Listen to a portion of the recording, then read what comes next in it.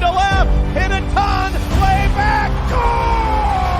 Home run, Junior Griffey. Larkins won the game. In the dirt, it's a wild pitch. Here comes Foster. The Reds win the pennant. Joey Votto's done it again. That ball is fair.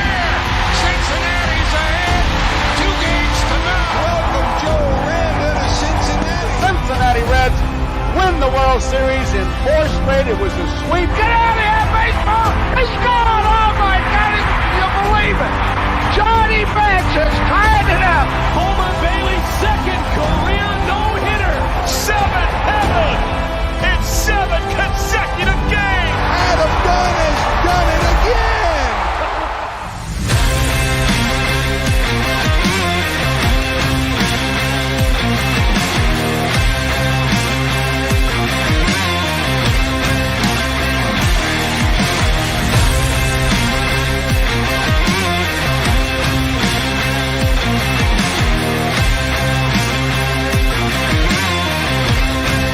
Hey, this is John Zadak, TV voice of the Cincinnati Reds, and you're up for Late Night Reds Talk. Hello, everybody. My name is Tim Daniel, and welcome to this week's edition of Late Night Reds Talk, the live show and podcast that loves the Cincinnati Reds, part of the BLEAV Podcast Network, presented as always by BetOnline. Our show is live streamed on YouTube, Twitter, Facebook, and the podcast version is always up for you the next morning. If you're watching tonight on YouTube, please take 2 seconds and hit the like button, subscribe to our channel. It really helps to help us continue to grow the show. Before we get started, let's have my co-host Nick Herbie tell you about our partner, BetOnline, who has headed into the bye week. The Bengals at -140 to reach the playoffs and at plus 2,800 to win the Super Bowl. All right, basketball is back, and BetOnline remains your number one source for all your sports betting needs this season. You'll always find the latest odds, team matchup info, player news, and game trends at BetOnline. And as your continued source for all sports wagering information, BetOnline features live betting, free contests, and giveaways all season long. Always the fastest and easiest way to bet all your favorite sports and events, whether that's NFL, NBA, NHL, MMA, tennis, boxing, or even golf. Head to betonline.ag to join and receive your 50% welcome bonus with your first deposit. Make sure you use our promo code BLEAV, B-L-E-A-V, to receive your rewards. BetOnline is where the game starts. BetOnline is hoping to be very kind to me tonight as I went against betting for teams I love, so I bet on the Cavs tonight. I think it's important to mention, so I just think we should kind of go behind the curtain here real quick before we get into topics. You see Carlos is not with us tonight. Nick and I had to convince Carlos to go sit front row at an NBA game tonight. He literally told us he did not take tickets to a front row thing because of our show. And we said, dude, we love you. You have to take those tickets. I mean, it's tough. You know, it's November 9th and you have to have these in-depth conversations about should the Reds keep Buck Farmer and Ian Jabot or go sit front row in NBA. I get it. It's a tough call. I think Carlos went with the right decision. But yes, absolutely. But time will tell. Time will tell. Yeah. He had a chance to see John Morant play basketball and sit that close.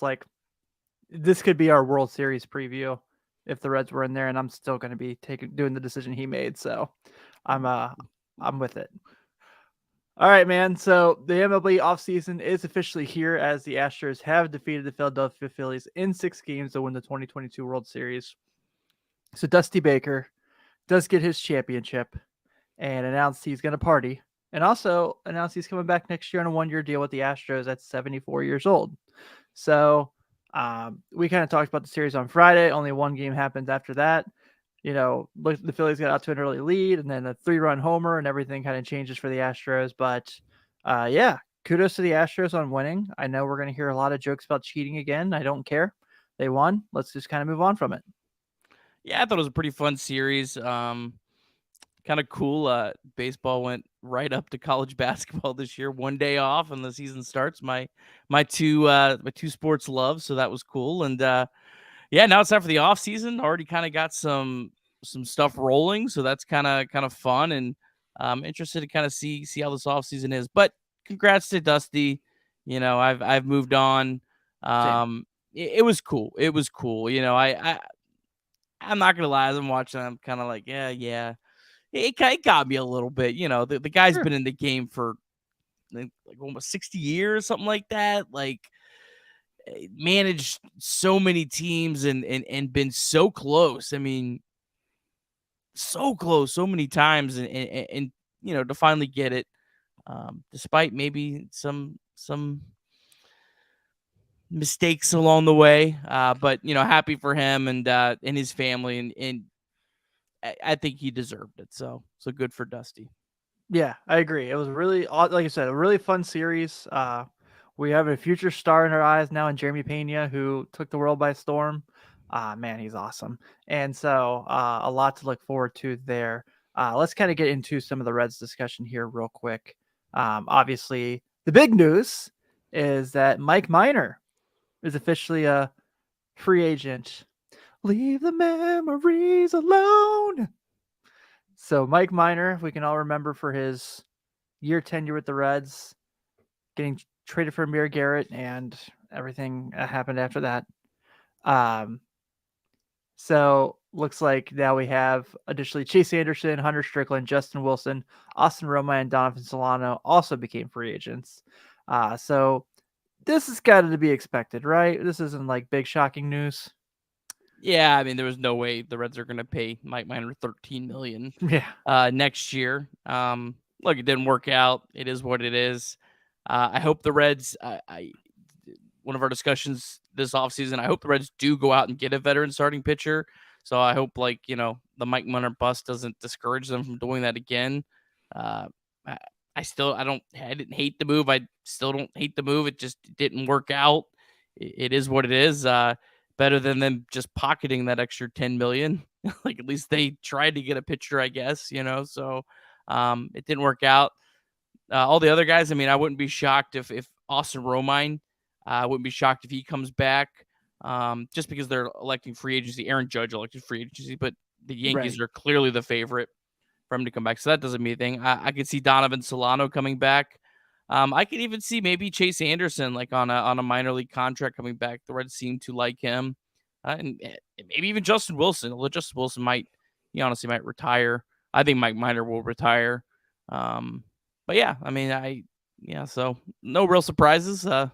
But hey, this is the offseason where let's get strapped in. We got a lot of fun stuff coming up. I kind of hope Justin Wilson comes back. I think people kind of forget that he was really good before he got hurt. I know it was earlier in the year. He didn't have a big sample size, but he was really solid. Yeah, it would have been a nice left-handed option this year, for sure. Reds didn't have a lot of it was the Reaver San Martin show, who was great, but he was it, really as a quality left-handed reliever. So yeah, I'd certainly be all for bringing him back on a $2 million deal or something like that. I think that's probably what's projected for him. Sure. I think it makes sense for both sides. Yeah, I agree. I think it'd be good. So hopefully we kind of get that decision. As far as like starting pitchers in the market, kind of got a little bit of, I looked a little bit. I kind of like the idea, and tell me if I'm crazy here. I don't know if the Reds would necessarily pay him what other teams would. What about Jamison Taillon coming to Cincinnati next year? Yeah, our good pal Reds in 4 did a really cool Excel sheet where you can basically pick a team, make the Reds for under $100 million, and he's updating it. Really, really awesome tool. And Jamison Taillon's a pitcher I pick every time. He would be perfect. Again, when you kind of Jamison Taillon would be tough because I feel like kind of where he's at in his career, he's probably looking more for like a contender. Sure. The Reds really are going to be looking, I think, at the 1-year guys looking to establish value. And Jamison Taillon's been too good. They almost need a guy that maybe has some bad numbers last year that they see upside in. That's probably the kind of starting pitch the Reds are going to get. But I love Taillon. He would be the absolute kind of perfect fit, especially if the Reds kind of hedged a little bit, which would be I would love that. I don't want them to go all out this year trying to win the World Series. That would be a massive mistake after what they've done. But I would love for them to sign a couple guys on shorter deals, maybe overpay them, for a short deal. But yeah, I do love Taillon. That would be a perfect fit. But a lot of teams love Taillon. Yeah, I was gonna say. I know. Like I said, like sure there's other teams will offer more than the Reds will, but he'd be a really nice fun have for the season next year. Yeah, man. So that's like obviously we'll have that conversation throughout the offseason, I'm sure. Let's talk about the hot stove already kind of getting on the warm there. Heating up. Yeah. So good friend Tommy Pham has declined his option. I don't know. We might see him back in left field next year. You know, I know Carlos. Carlos would be so pleased, I'm sure. Former Red Michael Givens declined. Had a mutual option declined with the Mets. Sonny Gray going back to Minnesota for that $12.5 million. Jake Odorizzi traded from Atlanta to Texas, and Edwin Diaz re-signs a 5-year, $102 million contract with the Mets. So, wow, already some moves going on. Pretty wild moves. Yeah, I'll be the party pooper. I hate that Edwin Diaz contract for the Mets. I mean, unless their payroll is going to be $500 million and they're literally just going to throw their money out the window, there are not a lot of long-term reliever contracts that work out. I don't get that one at all. That's so much money, and like he's a guy that he's got like 2 years ago was terrible. Relievers are volatile. I mean, he was as good as they get this year, but not a guarantee that in 2 years they'll be this good. So we had a really cool walkout song. So like that's probably worth $25 million right there. Yeah, I love him. I think he's an awesome reliever. 2 years, $50 million. Yeah, sure. But just that has a chance to really age poorly. So hopefully it doesn't for the Mets. Although I don't know, they're in the National League, so I hope all their contracts go to hell. I gotta ask good friend John Tancredi, friend of the pod, what his thoughts are on this. I'm sure he's got thoughts on it. So everyone loves contracts when they first happen. Yeah, that's a great point. Except for Votto. Everyone was pissed about that one, even though he fully outperformed it. Yeah. Yeah. But getting kind of wild out there, man. Obviously, some big things happening. This is kind of cool. I saw Joel Sherman put this out today. So MLB plans to have automated ball strike technology in all 30 AAA parks next season. Current plan is multiple times a week games will only be automatic ball strikes technology. Multiple times at bats with hitter-pitcher challenge system. So, what do you think of this? I don't like the challenge system. Like, just either go all in or don't go all in. Like, what are we doing here? Like, you can challenge twice. Like, keep it the same for every pitch. Don't make one pitch in the first inning different than a pitch in the 8th inning. Like, they all count. So I don't like that. I mean, again, though, it's good to test the stuff out in AAA. Hopefully you can kind of get these guys on board with it. I think we're going to see with the pitch clock, a lot of these guys in AAA, they're used to it. They're like, hey, dude, it's not a big deal. You get them to kind of buy in on it, and that'll help as well. So it's coming. It's finally coming. We've wanted it for a long time. At least I have. And I think it'll just make the game so much better. We won't have, honestly, it'll be healthier. We, myself included, we have an unhealthy relationship with umpires. Like they have such a terrible job. Like the calling balls and strikes. Like they get the calls right 95% of the time, unless you're a certain umpire. And like we crap on them the few times that they don't get it right. And I couldn't do better. So why make it to where you can have volatility towards these poor guys when you have the technology? So hopefully they can hone it this year and have it ready to go and rolling. Because the one thing you don't want is you don't want to bring this to the major leagues and that there be controversy every night. So you want everything really ironed out first, because some people will really not be as okay with it. Yeah, for sure. This is a good comment from David Brown. Mets ownership got caught up with the theatrical entrance of Diaz the same way Bob C got caught up with the Chapman and refused to trade him at the deadline. David. Yeah. I think he's on it. Yeah. I 1,000% agree with you. Yeah. But I will say, I kind of don't blame Bob for it, because do you guys remember how cool that was in the 9th inning? Like, that was pretty awesome every night when you're up 3-1. If you're there thinking you're going to get some La Rosa's pizza, you need 2 strikeouts. You didn't even have to stay for the game. You knew you were walking home getting that free pizza. So, yeah. I mean, I was more of like the Heath Hembry 9th inning guy, but I get it. I get it. Yeah.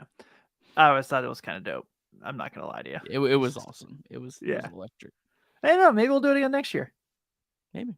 Alexis. Yeah, that's exactly what I was thinking. Moving along. All right. So here is the offseason calendar.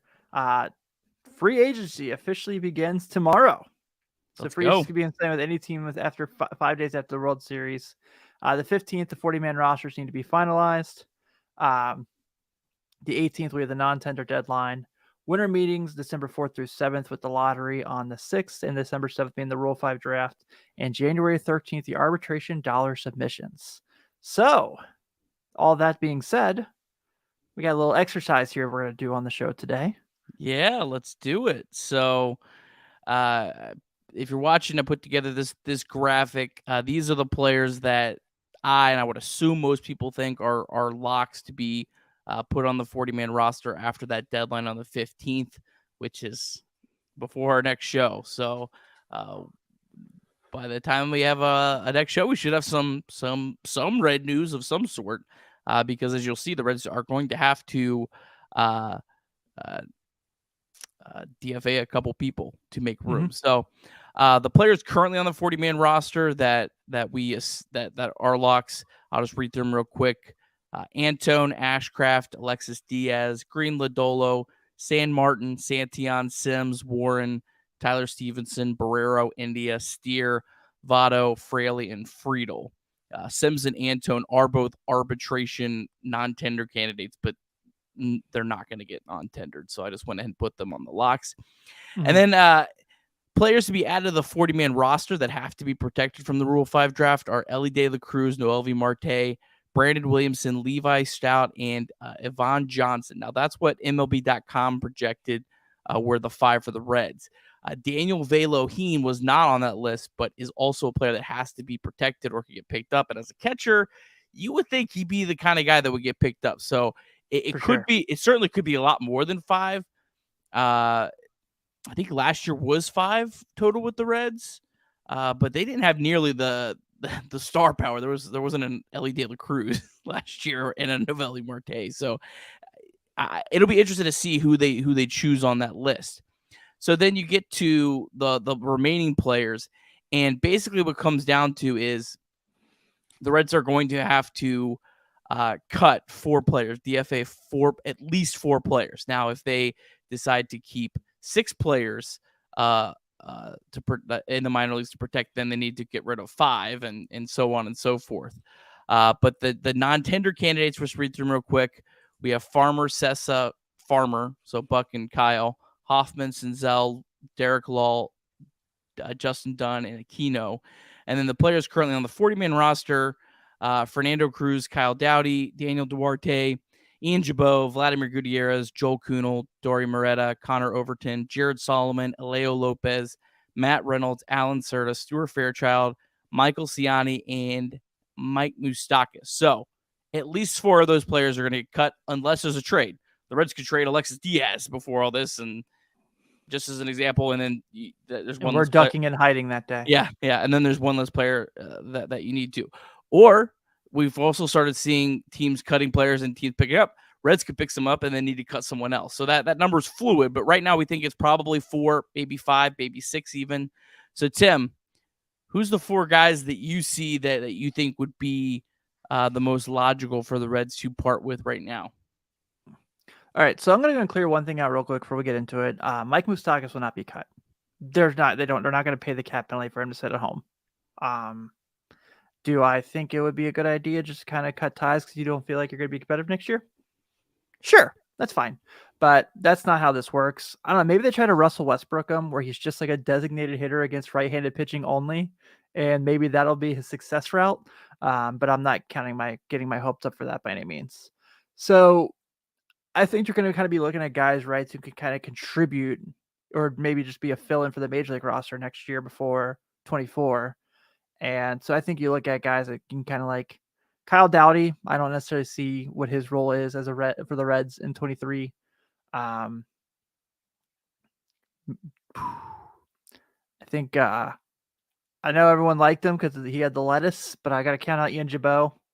Just not there with him. Then from there, it's kind of difficult because I think Alejo Lopez, Matt Reynolds, like you can certainly make cases they'll be on the Reds ball club next year for sure.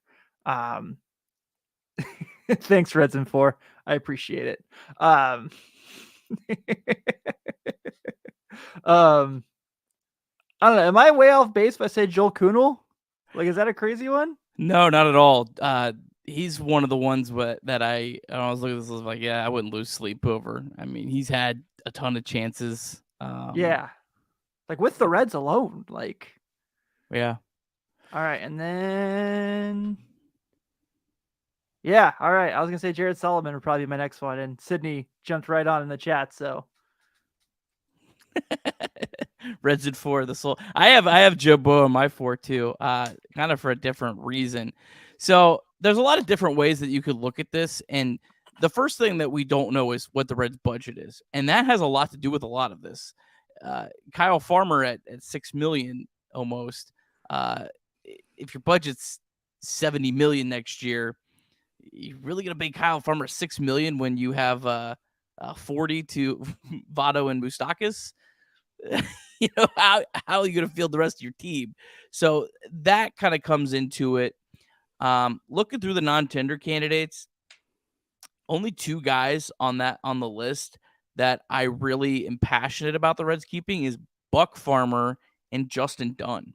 Everyone else, I wouldn't lose any sleep over, and a lot of it's their price tag too, not necessarily their production. I just think that they're replaceable at that price. But as far as just the 4 that I would cut if I was in charge, I look at one thing in particular. I look at how many options the players have left, because that's really important. Kyle Dowdy, like I really honestly know nothing about Kyle Dowdy, but I know Kyle Dowdy can start the year in AAA. Ian Jabot cannot. Ian Jabot is out of options. Is Ian Jabot really going to be on the Reds roster the entire year next year? That's where. So I had Jabot, I had Matt Reynolds, who I really like Matt Reynolds, but he's out of options too, and it's just hard to see. Is he really going to be on the roster all year next year? Who was my third one? Oh man, Derek Law. He's also out of options, and he's more expensive. He's like 20,000 or 200,000 above the minimum. And then I'd cut my Moustakas now. I would. I don't think they're going to do it. I think they're going to at least make him get his butt to Arizona and sit through spring training, and maybe cut him at the end of spring. Maybe see if someone wants him. Call Kansas City. They're going to get all nostalgic. Reunion tour. One time only. We don't want to be a Garrett back. I'm not saying that reunion tour, but you feel me. Yeah, I mean, you have Moustakas. You send us some barbecue, and we'll have a barbecue night at the ballpark. Dude, $20 million worth of barbecue for every come on, Smokehouse at GABP. Let's do it. I was just thinking like $200,000 worth of barbecue, and I think we have an even deal. So that's kind of where I'd be looking at it. But I mean, you can go a lot of different ways. The other thing also to consider is which players could you cut and sign right back to a minor league deal. Kyle Dowdy, Fernando Cruz, they might be in that as well. So that's another thing to consider. I think Stuart Fairchild, looking at on his names, I think he did enough to keep around. He's got option. I think he has an option. His mom listens to the show, so I got to be nice. Yeah, he was nice. Yeah. And then David Brown, good point. Sessa, free agent in 2024. Yes, he is. This is his last year. I think a lot of these guys. I think Sessa. I think Kyle Farmer. I think Jeff Hoffman. I think Nick Senzel. I think Aristides Aquino even has some trade value. It may not be much, but it could be something that makes it okay. We get something. He's a good person just to get rid of. We have to get rid of someone anyways. So there's gonna be a lot of action here in this next week. So that's kind of what I'm excited. So we'll see kind of how it is. love to hear your guys' list. Sidney cut Farmer and re-sign him. Which Farmer are we talking here? I'm assuming Buck. I don't know if you would just re-sign him. He was really, really good in the second half of the season. Yeah, he was. Buck Farmer's like the one name on this list that I really, really want. I want to see out the Buck Farmer experience for good or bad. Yeah. I wonder. So we talked about, I said I wouldn't be mind necessarily Moose kind of moving on. And you said that you would cut him. So like, is that like something where, you take a year and you see if, at some point, whenever you call up Matt McClain, see if he can play third base for the future for you? Maybe Jonathan India gets moved to third base after you let Moose go and you put Matt McClain at second base. Just kind of thinking outside the box here. I think India ends up in left field. I do too, but I know our pal Clay had a suggestion on that as well, and we've talked about that before, and that just seems like the most logical. Left field and DH, split it up half and half, and call it a day. Sign me up for that. You got a billion other infielders that are going to be better defensively.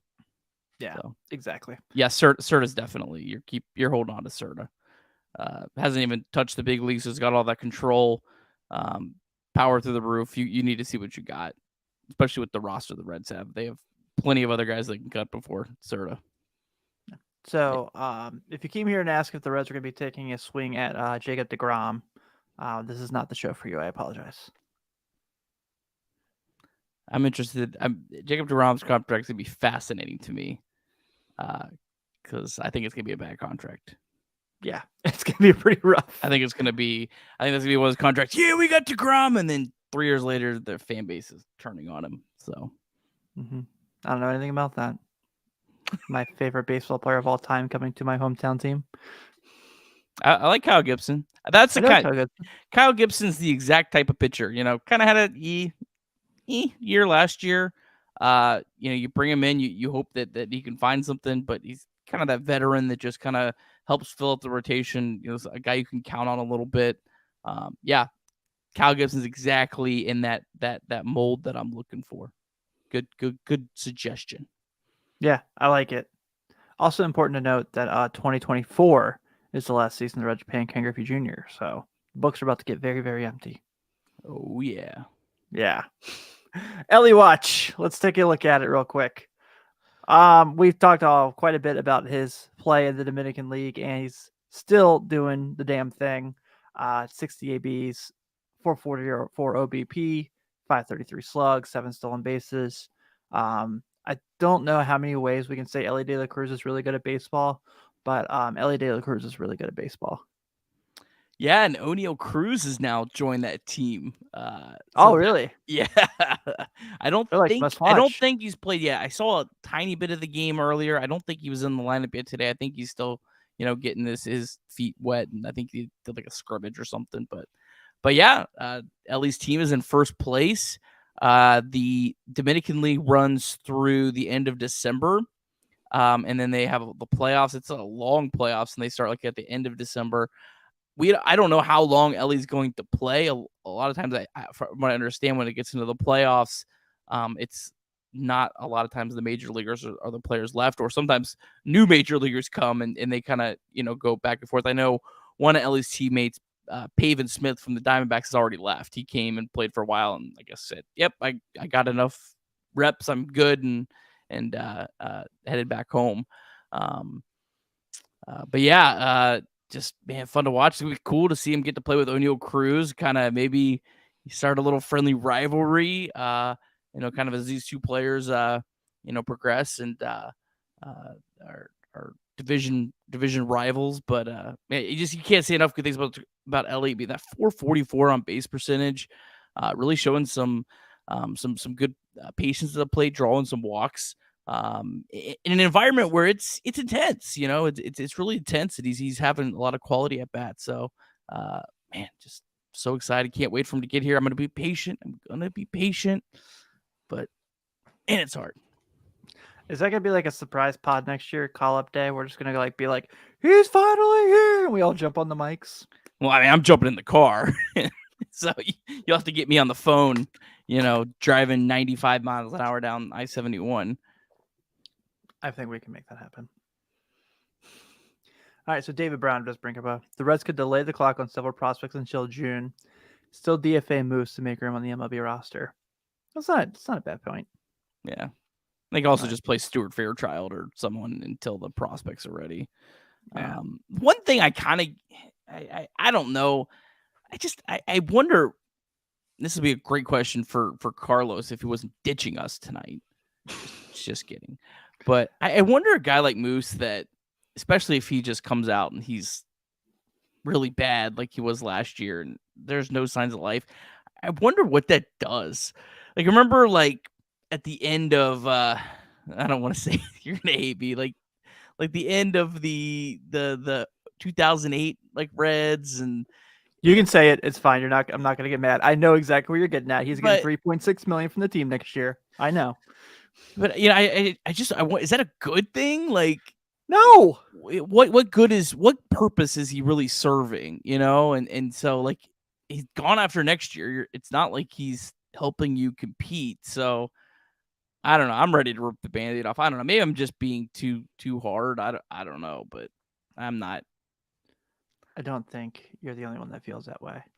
Yeah. So I think, it is, it's an interesting conversation. It's a conversation we haven't seen much of in our lifetime with the Reds. I mean, yeah, Griffey's the only one, right? Because Votto's going to play out his contract through this season coming up, and that's the end of his contract. And I don't necessarily see a situation where they pick up his option, but we'll see. So Reds in 4. New CBA rules should incentivize getting Elly up and getting a shot at National Rookie of the Year. I cheers to that. I cheers to that. Yeah, but again, the most important thing, service time, Rookie of the Year, incentive, whatever it is, the most important thing is making sure he's ready and calling him up at the right time and not screwing this generational talent up. You've got to call him up at the right time. You got to make sure it's right. You got to do your research and your homework and your psychology analysis and everything that goes with it. I don't care about any of the other stuff. It's all about him and the right time for him and his development. That's the most important thing. Yeah, because it's got to be something where, like, it's out of your hands if it doesn't work out, right? God forbid. Like, yeah, I think the Reds did everything right with Nick Senzel. The way they moved him through the minors and just hasn't worked out here. Like, I don't think it's something where the Reds did him wrong. I think it just didn't, hasn't clicked, and it sucks because the Nick Senzel we read about every day through single A through AAA was like, this is gonna be great. It has not been. But maybe next year he's like, all right, fine, F it, I got this. I'm not counting on it, but I'm going to hold out hope. Yeah. Maybe we can send him to the Arizona Fall League. And hey, speaking of the Arizona Fall League. Ooh, great segue. Beautiful. Yeah. So, yeah, I think tomorrow, I believe, is the last day of the regular season. I'm sorry, I didn't even check the standings. I don't know if the Desert Dogs are in the hunt or not. I haven't watched a ton of the Fall League. I've tried to watch as much Elly as I can, but not great numbers all around. Reese Hines, a lot of strikeouts, not a lot of walks. Shown kind of that light tower power that we've heard about coming up. But he seems like he's probably a ways away. Matt McLean has had a good last couple of days. I know he hadn't had a single home run and he hit 2 in the last week. Really good on base percentage. Matt McLean's a guy that I think has an outside shot, maybe making the opening day roster if he has a great camp. I see no reason to hold him back. Being a college player, a guy that relies a lot on his on-base skills.